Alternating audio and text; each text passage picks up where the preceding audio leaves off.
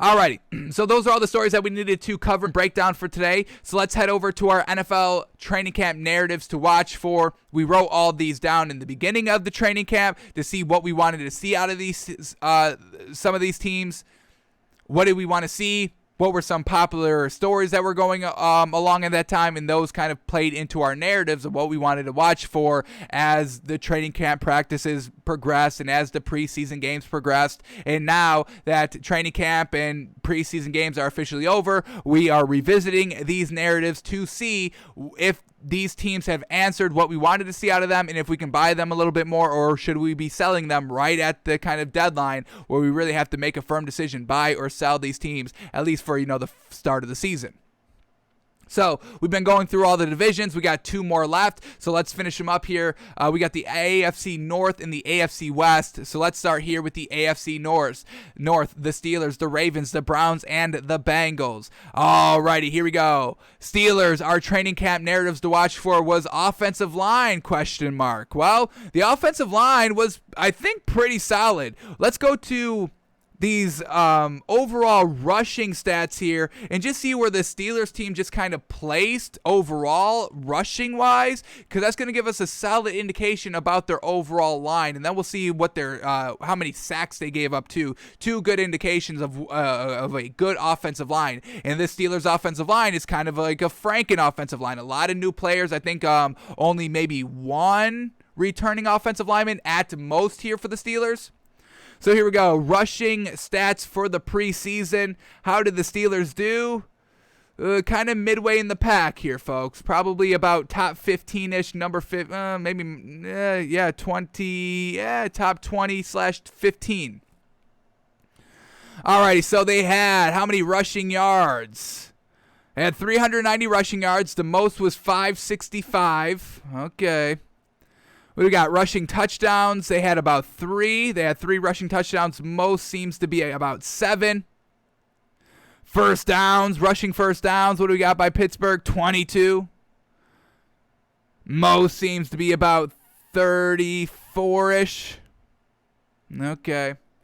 All right, let's just see what they were averaging per rush. They were averaging 3.3 yards per rush. The most was 5.7. So once again, just average-ish. I mean, 3.3 is basically average for any running back. So, all right, just all right, mediocre here. Now let's see what the sacks were. Sacks were like for this Steelers team. If they were protecting the quarterback, that's great. And it's definitely going to be great for Big Ben. So let's see what this defense was giving up in the sack department. The Steelers gave up 4 sacks. Wow, that's real good. Most given up seems to be about 13. Some double digits. 4 is really the lowest, really. 5, 4, 1. Cincinnati had 1 sack given up. That's pretty gosh dang good. So, yeah, I mean, that's kind of like top 3 of, like, sacks not allowed. So, well done for the Steelers. A little bit more of a better passing offensive line than a rushing one. And, if the rushing offensive line is good, then Najee Harris can still have success because we know he's kind of A1 tier 1, or beginning to be. So, Steelers offensive line, not bad for just kind of the big question marks going into it. So, offensive line, I think we can give it a check here for the Steelers. Najee Harris, just how great? ? Well, we barely ever saw Najee Harris. I think he maybe had like 8 rushes the entire preseason. So still, kind of the cat's out of the bag on that one. But we do believe that he's going to get it done. So can't really judge Najee Harris too much just quite yet. But we'll definitely see him week 1, so we don't have to wait too long. Big Ben, how's the arm feeling? Well, we just saw Big Ben in preseason game number 2, and he was slinging the ball around. He was looking absolutely fantastic. So, Big Ben, we've got no problems with. He's going to get it done.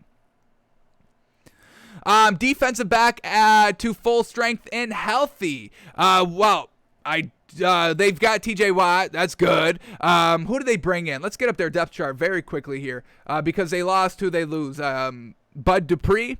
And I think they brought in, who they bring in? They brought in somebody to kind of just fill up that defense a little bit more. Unfortunately, this does not seem like it's going to load the depth chart here for the Steelers, so we will, let's see if we can bring it up quickly. on our second device that is not connected to the internet. We got a way around it. So let's bring up the Steelers depth chart very quickly here and see what their defense is looking like.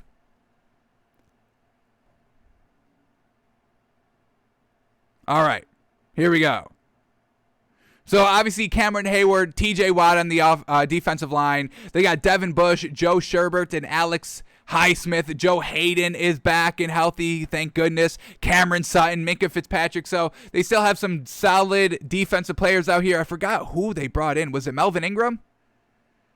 I think it may have been Melvin Ingram. I think it was Melvin Ingram. So hopefully he can kind of, take Bud Dupree's kind of place and get that same level of production that we saw out of him last season.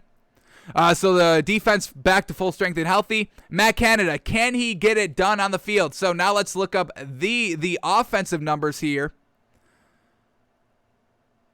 Can we get offense? I want to see what this Steelers offense was looking like. Let's go team leaders. And let's look up, do we got total offense? We do. All right, so Matt Canada, new offensive coordinator here for the Steelers team. How did his offense rank in the preseason? Now, once again, granted, I don't have to say this after everything, folks. I get it. I understand it's preseason. It's second, third, fourth strings out here all competing for a team. But still, you need to be able to coach up players. Just because you can't only coach with star-studded players. That means they're not good to coach. A lot potentially Dan Quinn. We'll see this season. So let's see what Matt Canada was doing here with the Steelers offense. Was it good? It's about kind of top 10ish. We get 1, 2, 3, 4, 5, 6, 7, 8, 9, 10, 11 teams with more yards overall.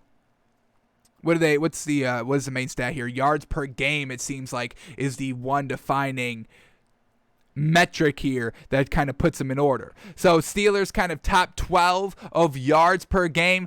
They had an extra game, so their yards are a little bit more inflated just because they had 4 preseason games, but they had 320 yards per game offensively. Pretty solid right there. Number 1 was 391. So between 12 and number 1, all between 320 and 390. All right, let's see how many points they put up offensively. They put up 75 points, averaging 18 points a game, which is a little light. We're definitely going to have to get that up. If you're not scoring more than 20 points a game, don't expect to win those games. Number 1 seems to be about 26 points. 26 points a game, 27. Tennessee had 27, and I think that's the highest. So Steelers had 18, highest was 27. So a little bit light there offensively. But once again, we did see Big Ben get in the game in preseason game number 2, and I think he scored like 2 touchdowns on 3 drives that he played, where Dwayne Haskins and Mason Rudolph just could not score to save their lives. So, we can account for the lackluster level of play by those other players, but still at the same time, we would have liked to see Matt Canada be able to work with those other players and kind of scheme the fits around them for some preseason games and just to get everything out on tape. So not terrible there by the offense. They had 917 passing yards, which is absolutely fantastic. 229 passing yards per game, and that's definitely top 10 there of what every team has done in this offseason for preseason games. And then for rushing yards, they put up only 97 rushing yards a game, and that seems to be about middle of the below. Yeah, that's way below average. Their rushing attack was kind of lackluster, honestly. A lot of people with 100 plus, 90 plus. So, all right, Matt Canada, got to get that rushing game up a little bit more, and that's kind of what we've been hearing. Everybody's on the same page, from the general manager to the head coach Mike Tomlin to the offensive coordinator. They all know that rushing attack has to be a huge part of it. So, seeing them kind of very below average here for overall rushing yards per game, a small red flag concern. So Matt Canada, can he get it done on the field? It's solid so far, but we definitely got to see more. And now that we've got the starters, we're definitely going to be able to gauge it definitely betterly come week 1. So that's what our Steelers talk was for their training camp narratives to watch for. Now let's go to the Ravens. Lamar Jackson deep ball need to see 100 times every practice. Well, we didn't see it 100 times every practice, unfortunately, and we barely got into any games, so we're still not really sure 100% on Lamar Jackson's deep ball. We think it's solid. We definitely need it to be fine-tuned this season because that's going to be the huge narrative surrounding Lamar Jackson. Gotta start having success here. I mean, we're talking about year 3 with Lamar Jackson. This is where we're starting to have some great success here. Potential AFC championship game. Really honestly want to see a Super Bowl appearance, but we'll see how the season plays out for them.